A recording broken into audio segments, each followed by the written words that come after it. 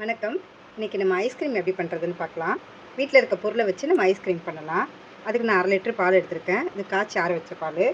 இதுலேருந்து கொஞ்சமாக நம்ம பால் எடுத்துக்கலாம் வேறு ஒரு கிண்ணத்துக்கு கார்ன்ஃப்ளவர் மிக்ஸ் பண்ணுறதுக்கு.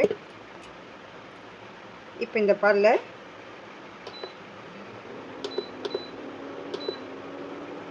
ஒரு கப் சர்க்கரை போட்டுக்கலாம். சர்க்கரை போட்டு சர்க்கரை கரையிற வரைக்கும் நல்லா கிண்டி வச்சுக்கலாம். அது கரையட்டும்.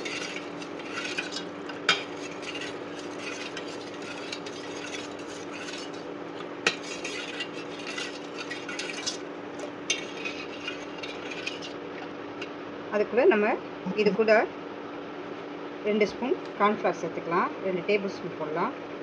1/2 லிட்டர் பாலுக்கு 2 டேபிள் ஸ்பூன் சரியாக இருக்கும். கார்ன்ஃப்ளவர் இந்த மாதிரி மிக்ஸ் பண்ணி வச்சுக்கிறோம்.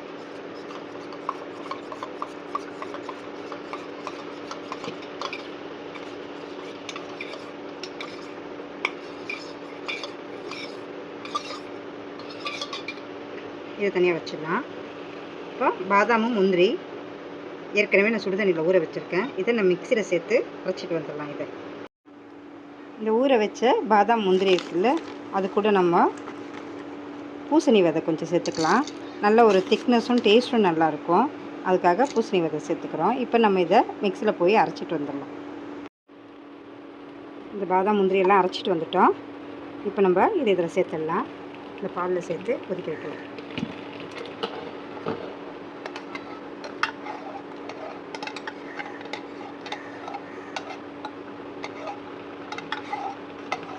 இதெல்லாம் ஊற்றுறதுனால நல்லா திக்னஸாகவும் இருக்கும். டேஸ்ட் ரொம்ப நல்லாயிருக்கும். கொஞ்சமாக அதில் தண்ணி ஊற்றி இதையும் அதில் ஊற்றிடலாம். கொஞ்சம் தண்ணி ஊற்றி அதை மிக்ஸ் பண்ணி ஊற்றிக்கலாம்.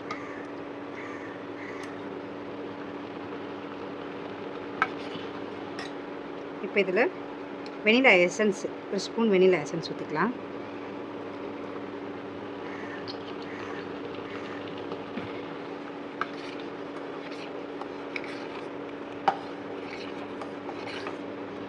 கடைசியாக இந்த கார்ன்ஃப்ளவர் மாவு மிக்ஸ் பண்ணி வச்சுருக்கோம் இந்த பாலில், அதையும் சேர்த்துடலாம்.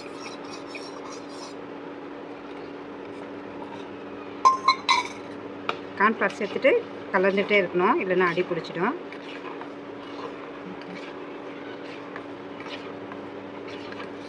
கார்ன்ஃப்ளவர் ஊற்றினா நல்லா திக்னஸ் வரும். கொஞ்சம் நம்ம மிக்ஸ் பண்ணும்போது கலரிக்கிட்டே இருக்கணும்.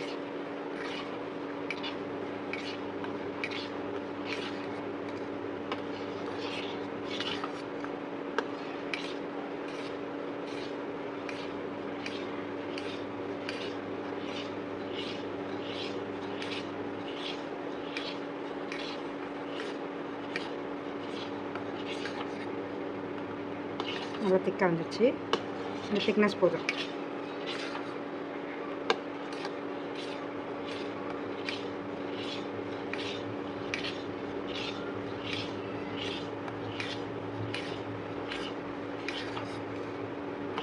ஸ்டவ் ஆஃப் பண்ணிவிட்டு அதை அப்படியே ஆற வச்சிடலாம். நல்லா ஆறிடுச்சு. இப்போ இதை நம்ம மிக்ஸி ஜாரில் மாற்றிடலாம்.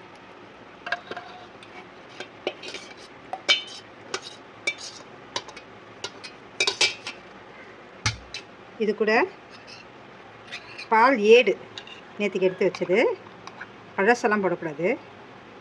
இது இதில் சேர்த்து கொஞ்சம் நைஸாக அரைச்சிட்டு வச்சிடலாம். இது கொஞ்சம் க்ரீமியாக இருக்கும், அதனால பால் ஏடு சேர்க்குறோம். இதை நம்ம அரைச்சிட்டு வந்துடலாம்.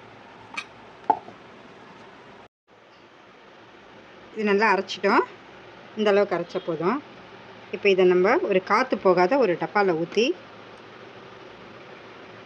இதை ஊற்றிட்டு ஒரு 4 மணி நேரம் நம்ம ஃப்ரீசரில் அப்படியே மூடி வச்சிடலாம்.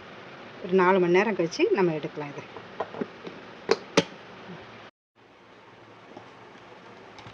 நம்ம ஃப்ரீசரில் வச்சு எடுத்துருக்கோம். இதை திரும்ப ஒரு தடவை நம்ம மிக்சியில் போட்டு அரைச்சிக்கலாம். அப்போ தான் நல்லா க்ரீமியாக இருக்கும்.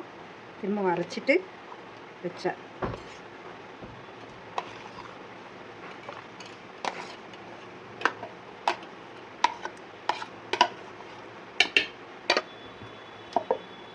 நம்ம அரைச்சிட்டு வந்துடலாம். நல்லா நைஸாக அரைச்சிட்டோம். மறுபடியும் நம்ம இதிலே ஊற்றி ஒரு 8 மணி நேரம் அப்படியே ஃப்ரீசரில் வச்சிடலாம். ஒரு 8 மணி நேரம் ஃப்ரீசரில் வச்சுருவேன். ஐஸ்கிரீம் ரெடி ஆகிடுச்சு. ஒரு நைட் ஃபுல்லாக நம்ம வச்சு எடுத்துட்டோம். இப்போ இதை ஒரு பவுல் எடுத்து போட்டுக்கலாம்.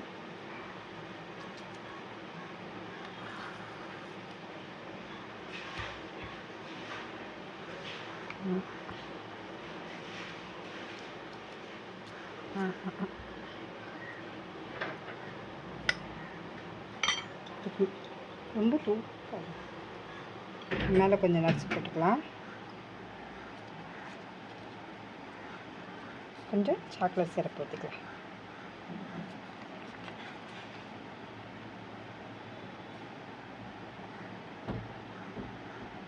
இப்போ நம்ம வீட்லேயே செஞ்சது நல்ல சுவையான சத்தான ஐஸ்கிரீம் ரெடி ஆகிடுச்சு.